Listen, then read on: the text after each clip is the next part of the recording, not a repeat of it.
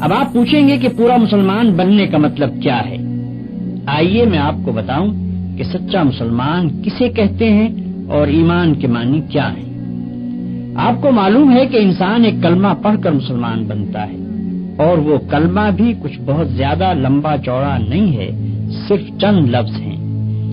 لا الہ الا اللہ محمد الرسول اللہ، اللہ کے سوا کوئی خدا نہیں، محمد اللہ کے رسول ہیں۔ ان الفاظ کو زبان سے ادا کرتے ہی آدمی کچھ سے کچھ ہو جاتا ہے۔ پہلے کافر تھا، اب مسلمان ہو گیا۔ پہلے ناپاک تھا، اب پاک ہو گیا۔ پہلے خدا کے غضب کا مستحق تھا، اب اس کا پیارا ہو گیا۔ پہلے دوزخ میں جانے والا تھا، اب جنت کا دروازہ اس کے لیے کھل گیا۔ اور بات صرف اتنے ہی پر نہیں رہتی، یہ کلمہ ایسی چیز ہے جو غیروں کو ایک دوسرے سے ملا دیتی ہے اور اپنوں کو ایک دوسرے سے کاٹ دیتی ہے۔ باپ اگر کلمہ پڑھنے والا ہے اور بیٹا اس سے انکار کرتا ہے تو گویا باپ باپ نہ رہا اور بیٹا بیٹا نہ رہا۔ باپ کی جائیداد سے اس بیٹے کو ورثہ نہ ملے گا۔ گویا اس کلمے کا زور اتنا ہے کہ خون اور رحم کے رشتے بھی اس کے مقابلے میں کچھ نہیں ہیں۔ اب ذرا اس بات پر غور کرو کہ یہ اتنا بڑا فرق جو آدمی اور آدمی میں ہو جاتا ہے، یہ آخر کیوں ہوتا ہے؟ کلمے میں ہے کیا؟ صرف چند حرف ہی تو ہیں، لام، الف، ہے، میم، واو، سین اور ایسے ہی دو چار حروف اور۔ ان حرفوں کو ملا کر اگر منہ سے نکال دیا تو کیا کوئی جادو ہو جاتا ہے کہ آدمی کی کایا پلٹ جائے؟ آدمی اور آدمی میں کیا بس اتنی سی بات سے زمین و آسمان کا فرق ہو سکتا ہے؟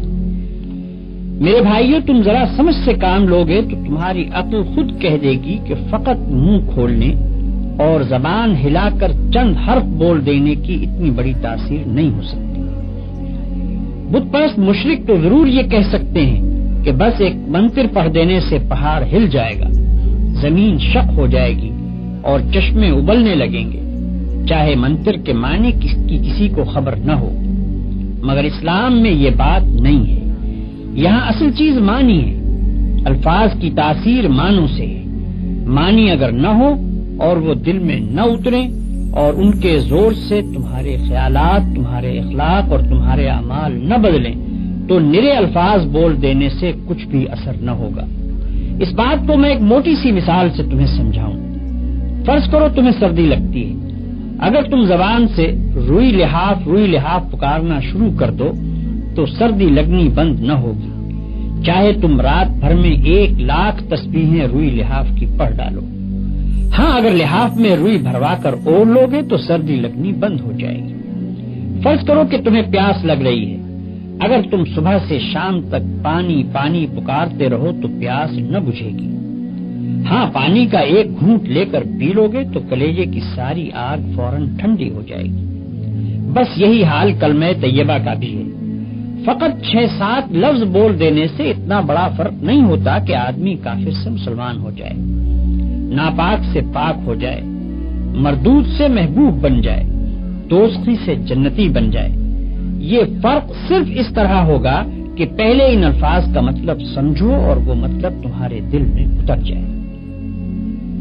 پھر تمہیں اچھی طرح یہ احساس ہو کہ تم اپنے خدا کے سامنے اور ساری دنیا کے سامنے کتنی بڑی بات کا اقرار کر رہے ہو، اور اس اقرار سے تمہارے اوپر کتنی بڑی ذمہ داری آ گئی ہے۔ پھر یہ سمجھتے ہوئے جب تم نے اقرار کر لیا تو اس کے بعد تمہارے خیالات پر اور تمہاری ساری زندگی پر اس کلمے کا قبضہ ہو جانا چاہیے۔ پھر تم کو اپنے دل و دماغ میں کسی ایسی بات کو جگہ نہ دینی چاہیے جو اس کلمے کے خلاف ہو۔ پھر تم کو ہمیشہ کے لیے بالکل فیصلہ کر لینا چاہیے کہ جو بات اس کلمے کے خلاف ہے وہ جھوٹی ہے اور یہ کلمہ سچا ہے۔ اس کلمے کا اقرار کرنے کے بعد تم کافروں کی طرح آزاد نہیں رہے کہ جو چاہو کرو، بلکہ اب تم پابند ہو اس بات کے کہ یہ کلمہ جو کہے اس کو کرنا پڑے گا اور جس سے وہ منع کرے اس کو چھوڑنا پڑے گا۔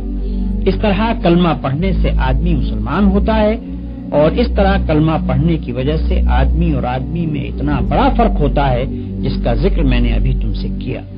آؤ اب میں تمہیں بتاؤں کہ کلمے کا مطلب کیا ہے۔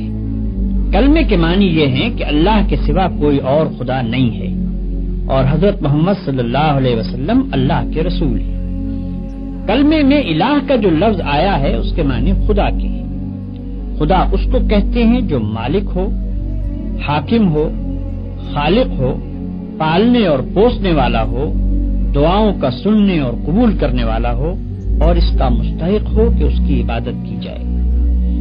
اب جو تم نے لا الہ الا اللہ کہا تو اس کے معنی یہ ہوئے کہ اول تو تم نے یہ اقرار کیا کہ یہ دنیا نہ تو بے خدا کے بنی ہے اور نہ ایسا ہی ہے کہ اس کے بہت سے خدا ہوں، بلکہ دراصل اس کا خدا ہے اور وہ خدا ایک ہی ہے اور اس ایک ذات کے سوا خدائی کسی کی نہیں ہے۔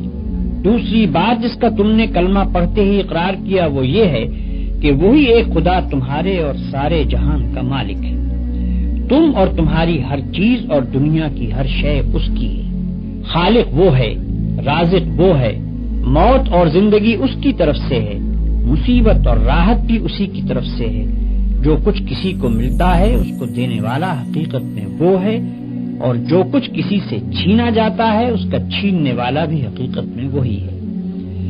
ڈرنا چاہیے تو اس سے، مانگنا چاہیے تو اس سے، سر جھکانا چاہیے تو اس کے سامنے، عبادت اور بندگی کی جائے تو اس کی، اس کے سوا ہم کسی کے غلام اور بندے نہیں اور اس کے سوا کوئی ہمارا آقا اور حاکم نہیں۔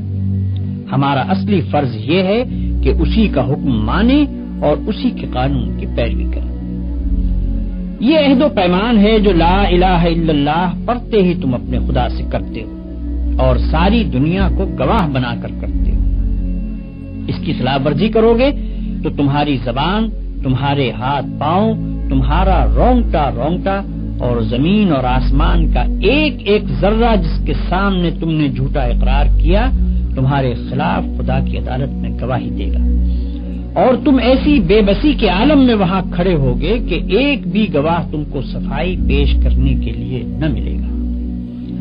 دنیا کی پولیس سے تم اپنا جرم چھپا سکتے ہو، خدا کی پولیس سے نہیں چھپا سکتے۔ دنیا کی پولیس رشوت کھا سکتی ہے، خدا کی پولیس رشوت کھانے والی نہیں۔ دنیا کے گواہ جھوٹ بول سکتے ہیں، خدا کے گواہ بالکل سچے ہیں۔ دنیا کے حاکم بے انصافی کر سکتے ہیں، خدا ایسا حاکم نہیں جو بے انصافی کرے۔ پھر خدا جس جیل میں ڈالے گا اس سے بچ کر بھاگنے کی بھی کوئی صورت نہیں ہے۔ خدا کے ساتھ جھوٹا اقرار نامہ کرنا بہت بڑی بے وقوفی بلکہ سب سے بڑی بے وقوفی ہے۔ جب اقرار کرتے ہو تو خوب سوچ سمجھ کر کرو اور اس کو پورا کرو، ورنہ تم پر کوئی زبردستی نہیں ہے کہ خواہ مخواہ زبانی ہی اقرار کر لو، کیونکہ خالی خولی زبانی اقرار محض بیکار ہے۔ لا الہ الا اللہ کہنے کے بعد تم محمد رسول اللہ کہتے ہو، اس کے معنی یہ ہے کہ تم نے یہ تسلیم کر لیا کہ محمد صلی اللہ علیہ وسلم ہی وہ پیغمبر ہیں جن کے ذریعے سے خدا نے اپنا قانون تمہارے پاس بھیجا ہے۔ خدا کو اپنا آقا اور شہنشاہ مان لینے کے بعد یہ معلوم ہونا ضروری تھا کہ اس شہنشاہ کے احکام کیا ہیں۔ ہم کون سے کام کریں جن سے وہ خوش ہوتا ہے اور کون سے کام نہ کریں جن سے وہ ناراض ہوتا ہے، کس قانون پر چلنے سے وہ ہم کو بخشے گا اور اس کی خلاف ورزی کرنے پر وہ ہم کو سزا دے گا۔ یہ سب باتیں بتانے کے لیے خدا نے محمد صلی اللہ علیہ وسلم کو اپنا پیغمبر مقرر کیا۔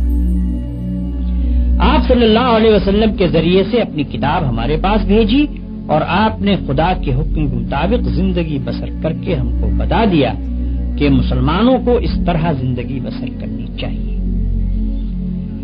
پس جب تم نے محمد رسول اللہ کہا تو گویا اقرار کر لیا کہ جو قانون اور جو طریقہ حضور صلی اللہ علیہ وسلم نے بتایا ہے تم اسی کی پیروی کرو گے، اور جو قانون اس کے خلاف ہے اس پر لعنت بھیجو گے۔ یہ اقرار کرنے کے بعد اگر تم نے حضور صلی اللہ علیہ وسلم کے لائے ہوئے قانون کو چھوڑ دیا اور دنیا کے قانون کو مانتے رہے تو تم سے بڑھ کر جھوٹا اور بے ایمان کوئی نہ ہوگا، کیونکہ تم یہی اقرار کر کے تو اسلام میں داخل ہوئے تھے کہ محمد صلی اللہ علیہ وسلم کا لایا ہوا قانون حق ہے اور اسی کی تم پیروی کرو گے۔ اسی اقرار کی بدولت تو تم مسلمانوں کے بھائی بنے، اسی کی بدولت تم نے باپ سے ورثہ پایا، اسی کی بدولت ایک مسلمان عورت سے تمہارا نکاح ہوا، اسی کی بدولت تمہاری اولاد تمہاری جائز اولاد بنی۔ اور اگر ان سب کے باوجود تم نے اپنا اقرار توڑ دیا تو اس سے بڑھ کر دنیا میں کون سی بے ایمانی ہو سکتی ہے؟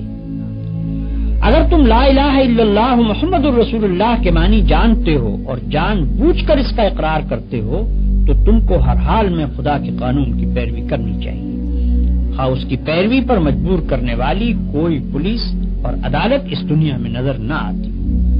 جو شخص یہ سمجھتا ہے کہ خدا کی پولیس اور فوج اور عدالت اور جیل کہیں موجود نہیں ہے، اس لیے اس کے قانون کو توڑنا آسان ہے، اور گورنمنٹ کی پولیس، فوج، عدالت اور جیل موجود ہے اس لیے اس کے قانون کو توڑنا مشکل ہے، ایسے شخص کے متعلق میں صاف کہتا ہوں کہ وہ لا الہ الا اللہ محمد الرسول اللہ کا جھوٹا اقرار کرتا ہے، اپنے خدا کو، ساری دنیا کو، تمام مسلمانوں کو اور خود اپنے نفس کو دھوکہ دیتا ہے۔ بھائیو اور دوستو، ابھی میں نے تمہارے سامنے کلمہ طیبہ کے معنی بیان کیے ہیں، اب اسی سلسلے میں ایک اور پہلو کی طرف تم کو توجہ دلاتا ہوں۔ تم اقرار کرتے ہو کہ اللہ تمہارا اور ہر چیز کا مالک ہے، اس کے کیا معنی ہے؟ اس کے معنی یہ ہیں کہ تمہاری جان تمہاری اپنی نہیں، خدا کی ملک ہے، تمہارے ہاتھ اپنے نہیں، تمہاری آنکھیں اور تمہارے کان اور تمہارے جسم کا کوئی عضو تمہارا اپنا نہیں، یہ زمینیں جن کو تم جوتتے ہو، یہ جانور جن سے تم خدمت لیتے ہو، یہ مال اسباب جن سے تم فائدہ اٹھاتے ہو، ان میں سے بھی کوئی چیز تمہاری نہیں، ہر چیز خدا کی ملک ہے اور خدا کی طرف سے عطیے کے طور پر تمہیں ملی ہے۔ اس بات کا اقرار کرنے کے بعد تمہیں یہ کہنے کا کیا حق ہے کہ جان میری ہے، جسم میرا ہے، مال میرا ہے اور فلاں چیز میری ہے؟ دوسرے کو مالک کہنا اور پھر اس کی چیز کو اپنی قرار دینا بالکل ایک لغو بات ہے۔ اگر در حقیقت یہ بات سچے دل سے مانتے ہو کہ ان سب چیزوں کا مالک خدا ہی ہے تو اس سے دو باتیں خود بخود تم پر لازم ہو جاتی ہیں۔ ایک یہ کہ جب مالک خدا ہے اور اس نے اپنی ملکیت امانت کے طور پر تمہارے حوالے کی ہے تو جس طرح مالک کہتا ہے اسی طرح ان چیزوں سے کام لینا چاہیے۔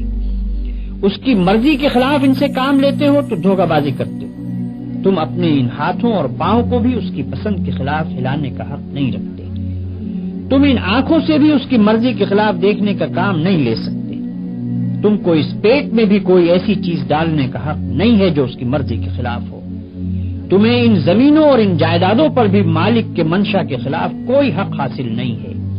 تمہاری بیویاں جن کو تم اپنی کہتے ہو اور تمہاری اولاد جن کو تم اپنی کہتے ہو، یہ بھی صرف اس لیے تمہاری ہیں کہ تمہارے مالک کی دی ہوئی ہے، لہذا تم کو ان سے بھی اپنی خواہش کے مطابق نہیں بلکہ مالک کے حکم کے مطابق ہی برتاؤ کرنا چاہیے۔ اگر اس کے خلاف کرو گے تو تمہاری حیثیت غاصب کی ہوگی، جس طرح دوسرے کی زمین پر قبضہ کرنے والے کو تم کہتے ہو کہ وہ بے ایمان ہے، اسی طرح اگر خدا کی دی ہوئی چیزوں کو تم اپنا سمجھ کر اپنی مرضی کے مطابق استعمال کرو گے یا خدا کے سوا کسی اور کی مرضی کے مطابق ان سے کام لوگے تو وہی بے ایمانی کا الزام تم پر بھی آئے گا۔ اگر مالک کی مرضی کے مطابق کام کرنے میں کوئی نقصان ہوتا ہے تو ہوا کرے، جان جاتی ہے تو جائے، ہاتھ پاؤں ٹوٹتے ہیں تو ٹوٹیں، اولاد کا نقصان ہوتا ہے تو ہو، مال و جائیداد برباد ہو تو ہوا کرے، تمہیں کیوں غم ہو؟ جس کی چیز ہے وہی اگر نقصان پسند کرتا ہو تو اس کو حق ہے۔ ہاں، اگر مالک کی مرضی کے خلاف تم کام کرو اور اس میں کسی چیز کا نقصان ہو تو بلا شبہ تم مجرم ہوگے، کیونکہ دوسرے کے مال کو تم نے خراب کیا۔ تم خود اپنی جان کے مختار نہیں ہو، مالک کی مرضی کے مطابق جان دو گے تو مالک کا حق ادا کر دو گے، اس کے خلاف کام کرنے میں جان دو گے تو یہ بے ایمانی ہوگی۔ دوسری بات یہ ہے کہ مالک نے جو چیز تمہیں دی ہے اس کو اگر تم مالک ہی کے کام میں صرف کرتے ہو تو کسی پر احسان نہیں کرتے، نہ مالک پر احسان ہے نہ کسی اور پر۔ تم نے اگر اس کی راہ میں کچھ دیا یا کچھ خدمت کی یا جان دے دی جو تمہارے نزدیک بہت بڑی چیز ہے تب بھی کوئی احسان کسی پر نہیں کیا، زیادہ سے زیادہ جو کام تم نے کیا وہ بس اتنا ہی تو ہے کہ مالک کا حق جو تم پر تھا وہ تم نے ادا کر دیا۔ یہ کون سی ایسی بات ہے جس پر کوئی پھولے اور فخر کرے اور یہ چاہے کہ اس کی تعریفیں کی جائیں اور یہ سمجھے کہ اس نے کوئی بہت بڑا کام کیا ہے جس پر اس کی بڑائی تسلیم کی جائے؟ یاد رکھو کہ سچا مسلمان مالک کی راہ میں کچھ خرچ کرنے یا کچھ خدمت کرنے کے بعد پھولتا نہیں ہے، بلکہ خاکساری اختیار کرتا ہے۔ فخر کرنا کار خیر کو برباد کر دیتا ہے۔ تعریف کی خواہش جس نے کی اور اس کی خاطر کوئی کار خیر کیا، وہ خدا کے ہاں کسی اجر کا مستحق نہ رہا، کیونکہ اس نے تو اپنے کام کا معاوضہ دنیا ہی میں مانگا اور یہیں اس کو مل بھی گیا۔ بھائیو، اپنے مالک کا احسان دیکھو کہ اپنی چیز تم سے لیتا ہے اور پھر کہتا ہے کہ یہ چیز میں نے تم سے خریدی ہے اور اس کا معاوضہ میں تمہیں دوں گا۔ اللہ اکبر! اس شان جود و کرم کا بھی کوئی ٹھکانہ ہے؟ قرآن میں ارشاد ہوتا ہے کہ ان اللہ اشتری من المؤمنین انفسهم واموالهم بان لهم الجنہ، اللہ نے ایمانداروں سے ان کی جانیں اور ان کے مال خرید لیے ہیں اس معاوضے میں کہ ان کے لیے جنت ہے۔ یہ تو مالک کا برتاؤ تمہارے ساتھ ہے، اب ذرا اپنا برتاؤ بھی دیکھو۔ جو چیز مالک نے تم کو دی تھی اور جس کو مالک نے پھر تم سے معاوضہ دے کر خرید بھی لیا، اس کو غیروں کے ہاتھ بیچتے ہو، نہایت ذلیل معاوضے لے لے کر بیچتے ہو۔ وہ مالک کی مرضی کے خلاف تم سے کام لیتے ہیں اور تم یہ سمجھ کر ان کی خدمت کرتے ہو کہ گویا رازق وہ ہیں۔ تم اپنے دماغ بیچتے ہو، اپنے ہاتھ پاؤں بیچتے ہو، اپنے جسم کی طاقتیں بیچتے ہو اور وہ سب کچھ بیچتے ہو جس کو خدا کے باغی خریدنا چاہتے ہیں۔ اس سے بڑھ کر بد اخلاقی اور کیا ہو سکتی ہے؟ بیچی ہوئی چیز کو بیچنا قانونی اور اخلاقی جرم ہے۔ دنیا میں اس پر دغابازی اور فریب دہی کا مقدمہ چلایا جاتا ہے۔ کیا تم سمجھتے ہو کہ خدا کی عدالت میں اس پر مقدمہ نہیں چلایا جائے گا؟